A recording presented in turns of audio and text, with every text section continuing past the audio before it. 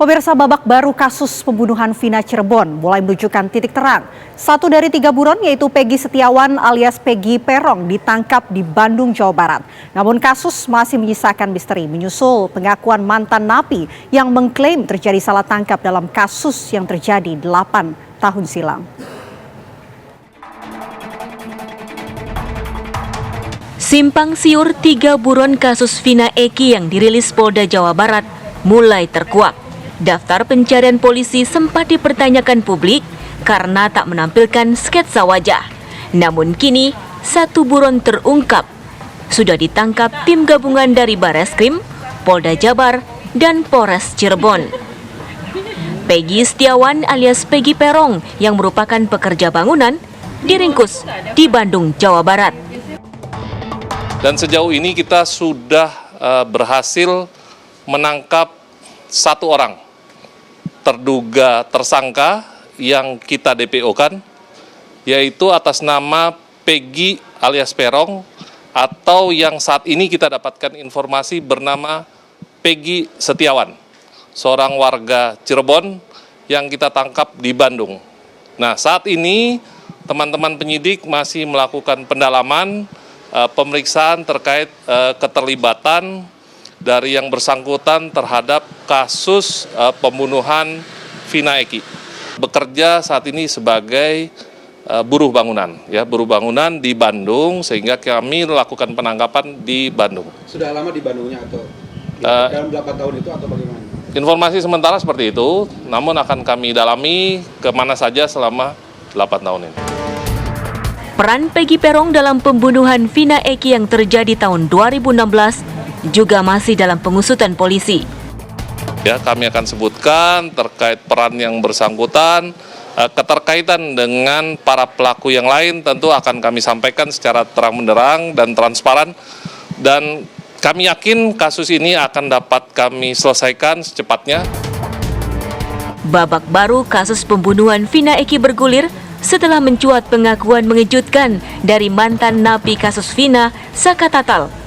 Saka yang bebas tahun 2020 lalu mengungkap momen saat dirinya ditangkap 8 tahun lalu. Baru bangun tidur sore, main ke rumah nenek saya. Main ke rumah nenek saya. Paman saya nyuruh adiknya minta saya mengantarkan dia mengisi bensin. Habis itu saya mau ngisi bensin. Habis ngisi bensin, saya kan langsung menuju ke pom bensin. Habis setelah selesai diisi, motornya minta dikasihin ke paman saya. Saya mau ngasihin. Posisi orang yang punya motornya, paman saya, ada di SMP 11. Saya mau ngasihin ke situ, saya menyamperin. Pas mau nyamperin, udah ada teman-teman saya yang lainnya itu, paman saya yang termasuk yang punya motornya, udah ditangkep. Saya malah nyamperin, mau ngasihin motor. Saya pas mau ngasihin motor, tiba-tiba langsung ditangkap juga tanpa penjelasan apapun. Di sana di Polresta Cirebon saya dipukulin, disiksa, sampai disetrum juga. Kalau ngasih makan gimana? Ngasih makan juga dilempar di lantai, suruh dimakan. Kalau nggak mau, saya pukulin lagi. Itu yang polisi yang ucapkan. Jadi tetap dikasih makan kan? Tetap dikasih makan, cuman ngasih makan juga nggak sewajarnya. Mantan Kabareskrim Polri, Komjen Polisi Purnawirawan Ito Sumardi menilai upaya hukum baru bisa dilakukan dengan peninjauan kembali. Ya, jadi kalau sekarang ada pemeriksaan ulang, itu bukan berarti akan membuat kasus baru. Ya, kenapa? Karena upaya hukum yang bisa dilakukan oleh pihak daripada terpidana adalah melalui PK. Silakan melalui PK. Nanti dibuktikan proses hukum. Jadi nggak mungkin sekarang Mabes Polri atau Polda meriksa kemudian dibuat tuntutan baru, dibuat ini. Saya kira nggak mungkin ya, karena menurut saya ini sudah 8 tahun sudah terdistorsi semuanya, dan saya memiliki satu keyakinan mungkin para terpidana juga toh saya sudah dihukum berat ya, buat apa saya sekarang ngomong yang sebenarnya, karena saya melihat di sini dari berkasnya, dari anggota Polri-nya, penyidiknya, mereka sudah melakukan proses-proses yang sesuai ini. Misalnya mereka melakukan rekonstruksi, mereka melakukan penggalian ulang untuk otopsi ulang. Ini yang meyakinkan hakim. Saya kira itu sudah selesai kalau dari polisinya ya, Mbak ya. Kalau sekarang yang mau diluruskan adalah dari pihak keputusannya, yaitu melalui PK. Silakan saja. Selain memburu DPO, Polisi saat ini juga memeriksa para terpidana yang menjalani hukuman dalam kasus Vina. Pemeriksaan ulang dinilai juga perlu dilakukan karena pelakunya banyak untuk memperjelas simpang siur yang mencuat di masyarakat. Kasus ini kan perkaranya kan subjeknya banyak, temposnya jelas, lokusnya jelas kan gitu kan. Sehingga pemeriksaan ulang kembali itu sangat perlu dilakukan karena jangan sampai masyarakat menjadi kacau.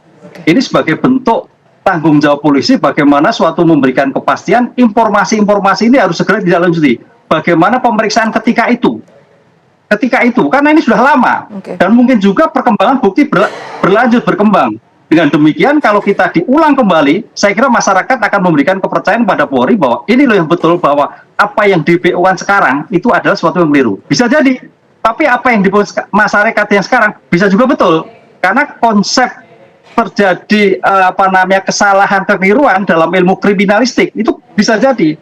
Ingat Mbak, dalam sistem peradilan pidana justru yang paling berat adalah di prajudikasi. Bagaimana menentukan perkara, bagaimana menentukan suatu peristiwa, bagaimana menentukan tersangka, bagaimana tersangka yang semuanya terlibat, ini yang sulit. Setelah 1 buron diringkus dan pemeriksaan napi kasus Vina digelar, kemana babak baru kasus Vina bakal berujung? Tim TV One mengabarkan.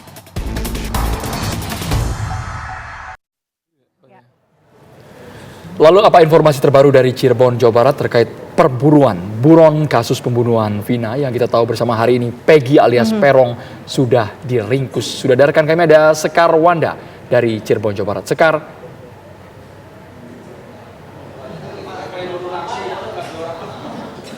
Ya, Andro, Vena dan juga pemirsa, memang dari pihak Dikrimum Polda Jawa Barat telah mengkonfirmasi bahwasannya salah satu buron yang bernama Peggy Setiawan telah ditangkap di Bandung, Jawa Barat.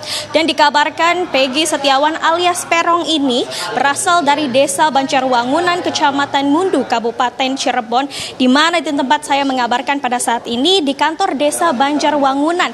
Dan untuk mengkonfirmasi hal tersebut, apakah benar sosok Peggy Setiawan ini berasal dari desa ini, kini saya sudah bersama dengan Kepala Desa dari Banjarwangunan, yakni Bapak Sulaiman. Selamat sore Pak Sulaiman. Sore. Ya Pak, mungkin bisa langsung saja dikonfirmasi, apakah benar ada yang bernama Peggy Setiawan di desa ini? Ya, alhamdulillah tidak ada namanya Peggy Setiawan di sini, di Banjarwangunan. Dengan buktinya ada juga ini, surat juga nggak ada. Oke, berarti Bapak sudah memiliki daftar nama warga di sini ya? Betul, kami dari database kami di sini adanya Andi juga bukan ini. Ada 15 yang saya ini ada datanya juga nih. Mungkin bisa ditampilkan data pemirsa TV One di rumah. Andi Wahyudi, Suhandi, ada 15 orang nih dan Dani juga ada juga Dani itu. Tapi Dani juga nih namanya bukan Dani aja, Somadani, Hamdanil, Juanda, Ramdhani, Sudani, Ramadhani Mahmud, Rahmadaniah, Hamdani, gitu. Jadi berarti memang tidak, tapi untuk yang bernama Peggy tidak ada ya Pak? Tidak ada. Tidak ada sama sekali, terkonfirmasi tidak ada yang bernama Peggy di Desa Banjarwangunan. Akan tetapi memang ada yang bernama Dani dan juga Andi. Tapi apakah ciri-cirinya sama Pak, sesuai dengan dari rilis Humas Polda Jabar? Jauh sekali, nggak ada kesamaan juga, nggak ada kesamaan. Nama juga di sini ada kan sama Dani kan, Hamdani itu kan hanya Dani sama Andi kan. Di sini ada Suandi, Heri Suandi kan, Sandi, Andi juga ada satu, nama Andi aja satu, tapi Heri Suandi. Tapi ciri-cirinya jauh berbeda. Ada Andi tapi gemuk anaknya di sini. Tidak sesuai dengan yang tertulis dalam rilis Polda Jabar ya Pak? Betul. Pak, ini saya punya satu foto yang dikabarkan ini adalah sosok Peggy Setiawan. Ya pemirsa TV One, Bapak pernah melihat sosok ini? Nggak pernah lihat ini. Nggak pernah mengenal juga ini. Berarti terkonfirmasi bahwa Peggy Setiawan yang wajahnya seperti ini tidak pernah tinggal di Banjarwangunan. Nggak pernah tinggal, nggak pernah nih. Saya nggak pernah. Berarti dengan ini terkonfirmasi dan terbukti bahwa Peggy Setiawan tidak pernah tinggal di desa Banjarwangunan, pemirsa. Mungkin ada harapan atau pesan yang ingin disampaikan kepada pemirsa TV One di rumah, Pak? Mengingat beritanya ini sudah simpang siur.